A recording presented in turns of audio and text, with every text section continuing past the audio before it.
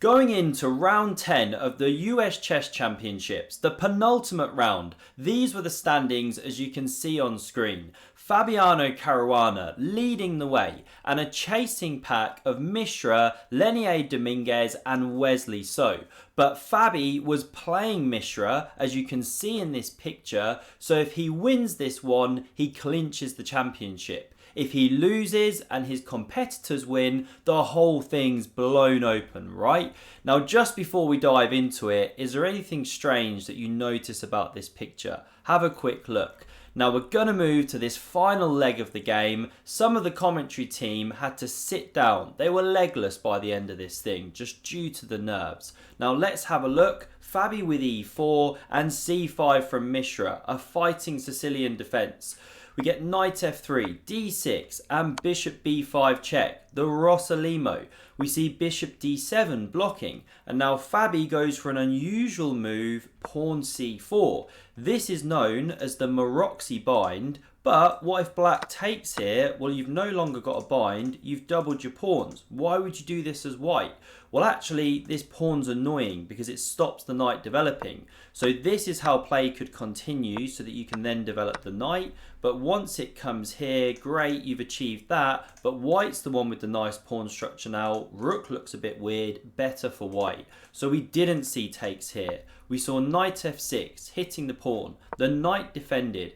g6, this bishop coming to a logical diagonal. Now Fabi decides is the time to take on d7. Wasn't forced, he could have gone castles, that kind of thing. But he goes for this, queen recaptures, castles, bishop g7, and he takes the central space. But after pawn captures, he doesn't play the normal looking move. He takes with the queen. Okay, wants to keep this one here, eyeing these squares, maybe thinking about e5 in future.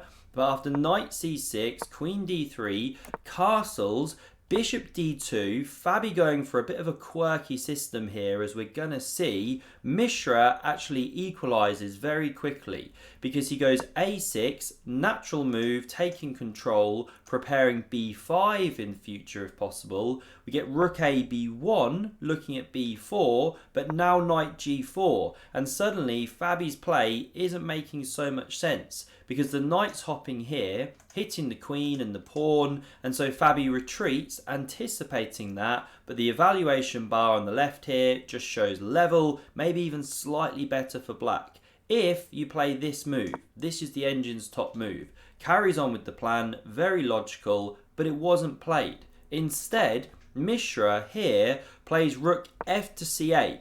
Now, it's often a logical move in these kind of structures. You bring this rook and not this rook because you're preparing b5 later, and so actually this rook could find some action here. But here it doesn't make so much sense because knight d5 and there's this glaring hole on b6, you're about to fork 3 pieces. So the queen retreats to cover that square, but now bishop c3.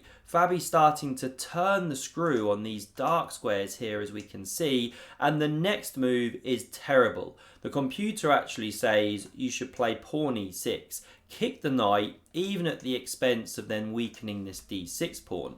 But Mishra takes that bishop. Really bad. Why? How should you recapture? Have a think if you want to on your own time here. But the way to go here is with pawn recaptures. Look at this cannon now blasting down the board. Unprotected pawn and supporting knight b6. And the computer actually wants to go b5 here. Literally just chuck a pawn so as not to allow white to set up this bind. But Mishra plays this one, and now knight b6, a great move. Fabi can then even repeat the position if he wants after the rook shuffles back and forth. But he goes for an even stronger move, the top engine move of pawn to c5. Fantastic sacrifice, getting rid of one of those doubled pawns, and if it's accepted, which it wasn't, then there's knight b6, the rook moves and pawn e5, and it's a miserable bind for black. The knight can no longer retreat. It can't come here, of course. So after h3, it's getting driven back to h6.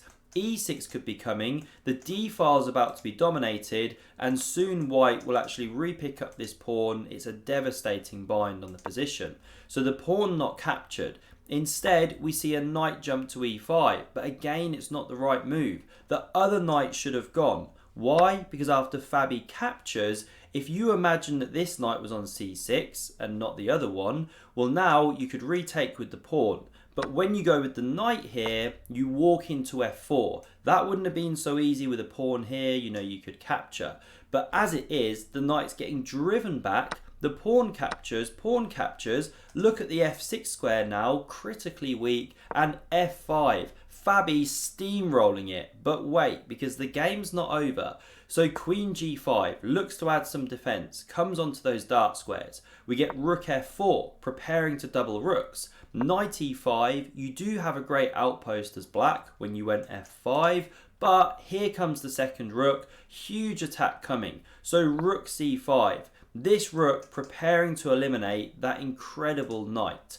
And now after queen e3, this is the time almost where it has to be done. We get rook f8 because the queen's transferring, queen h3, and now the rook has to give itself up. Say you play some random waiting move, well, the threat is takes. If you take with the f-pawn, you can't do that, you lose the rook. So h-pawn captures, and now knight f6 check is leading to mate with the queen, so you'd have to give up your queen. So this knight just has to be chopped. Pawn captures, Fabi in exchange up. Now we get rook e8 played. Fabi now captures on g6. The f-pawn recaptures, neither option particularly appealing. We get queen e3, transferring into the queen side now, and so queen d8 back to cover this key square. Pawn h3 played, good move, gives the king some room, takes away knight jumps. We get king g7, queen d4, creating a pin, centralizing, rook e7, now rook f6 invading. The player's coming up on time control, Mishra very low on time. He goes rook d7, passive, but adds some defense. Queen f4, tripling, 19 points of material, barreling down this f-file, and after rook c7, attacking this pawn, Fabi goes slightly wrong. He plays the most natural move of queen b4 to cover the pawn, but he should actually go for rook e6, because if the pawn drops, you've got this great tactic, takes, check, you win the rook at the end of the line. So after rook e6, you kind of keep the bind. But Fabi goes for queen b4, protecting, attacking here. He is low on time, but knight c4, amazingly, out of nowhere, black's got a bit of a bind, because you defend this pawn, and the queen actually has very few retreat squares now. These ones are all taken, and say you went to b3 or b1, you're running into knight d2, forking queen and rook, wherever that queen might go.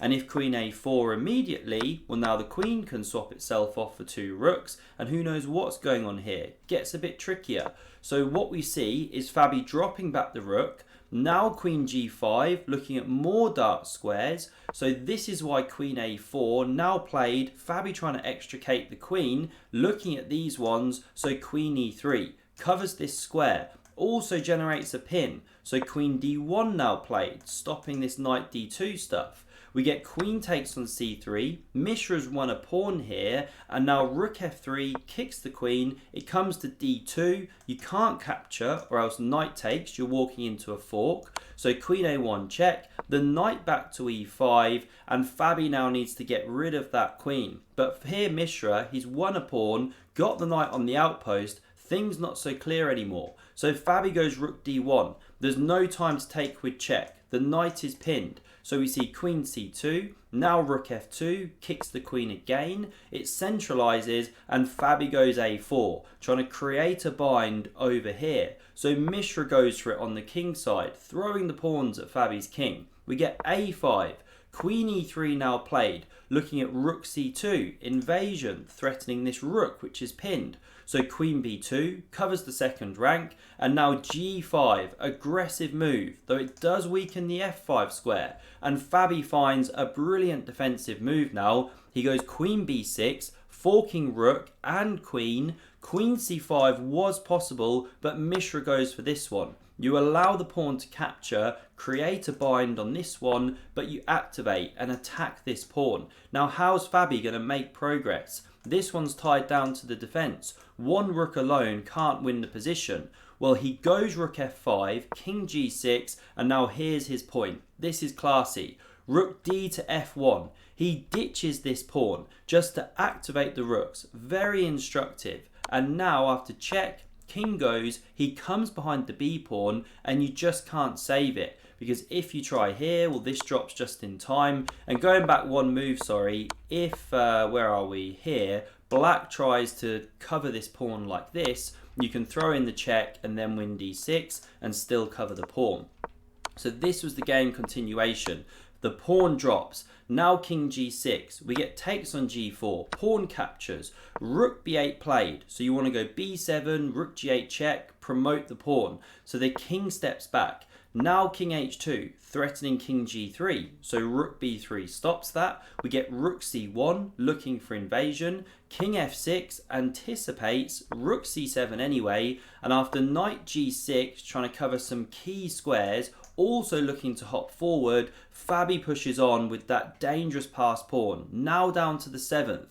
g3 check. Don't step back with the king. You're going to get mated on the back rank. So king h3 forced. The knight checks, the king comes forward, and you'd love to take this pawn, generate counterplay, but there's too many problems around your own king with the pawn promoting, so Mishra has to step back. Hits the rook, covers f8, rook d7 played, going after this pawn now. We see knight c5 hitting rook and pawn. It takes with check, king moves, rook c6, and after knight d7, not forced, you could have actually won that pawn immediately. Mishra is now forcing the win of the pawn in a different way, but Fabi picks up the a pawn despite losing this powerful one, and then picks up the g pawn, and this is tough because the black king is cut. The g pawn's running, gonna take a miracle to save this one. We get check, the king goes, now the knight hits the rook. We get the rook saving itself, both players low on time.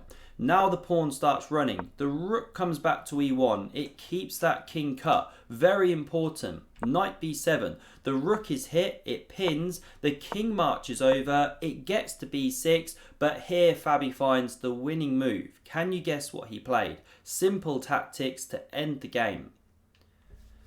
So the move he plays is rook takes knight with check. Not forced, but a simple way to do it, because now the pawn marches through all the way here. There's no rook g3, the king covers the square. So the rook steps back, but now king comes forward, and you can't stop the king shepherding home the pawn, winning the rook, and then you just have to go with your simple rook and king checkmate, and I think Fabi knows that one. So Fabiano Caruana is the 2023 US chess champion. Because Wesley and Lenier only drew their games, he's now clear with a round to spare. Big congratulations to him. I hope you enjoyed this game. Check out the video on screen for another epic game of chess, and thanks very much for watching. See you soon.